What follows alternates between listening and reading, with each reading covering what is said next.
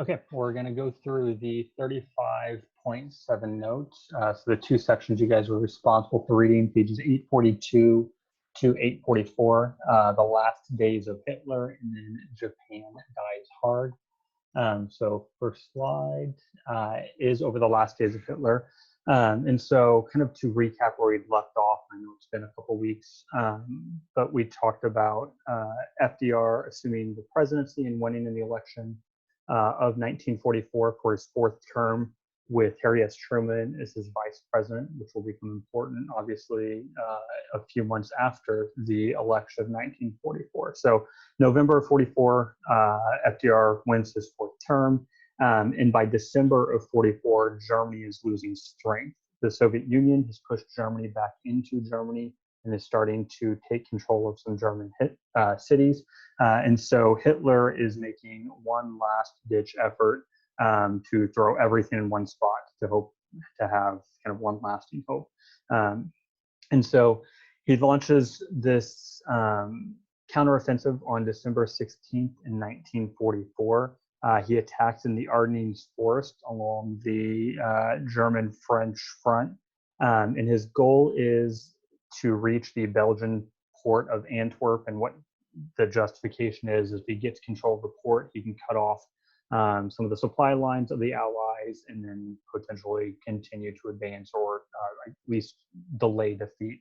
And there's actually a really good map on page 842 of your book that shows how this plays out. And so Germany is actually successful in pushing through, and it's called the Battle of the Bulge because Germany creates a bulge in American defenses and is able to push through.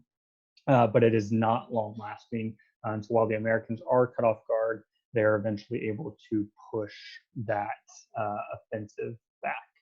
And so by March of 1944, American troops are reaching the Rhine River in France and starting to push deeper into Germany. So you have the Soviets on one side and the Allies on the other. I said Americans, the Allies, England and Americans and French troops pushing in to the heart of Germany in April of 1945. And as they're making this march across Europe, they start to come across concentration camps. And the video you guys are watching, American the Holocaust, does a really good job outlining what was known about the Holocaust by the American government, but by the troops on the ground, they had no idea that this was taking place. And so they're coming across these camps where, obviously, if you guys learned in 9th and 10th grade, the mass extermination had taken place, basically a generation of Europeans. So murdered what the Nazis claimed as undesirables, including 6 million Jews. The estimates are around 11 million people total died as a direct result of the Holocaust.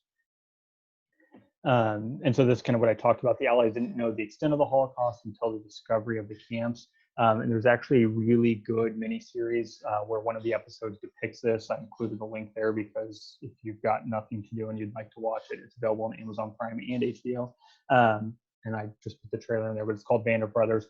But essentially you had just, 18, 19, 20-year-old kids basically coming across these camps where the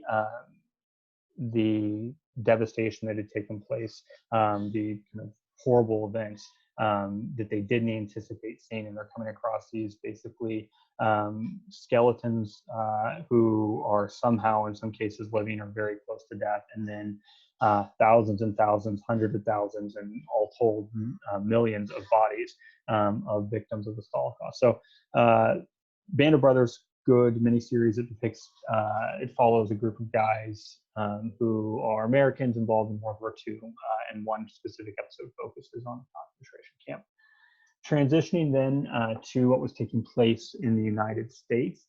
On April 12th, 1945, FDR suffers a brain hemorrhage. And so kind of in our timeline, he wins his fourth term in November of 1944.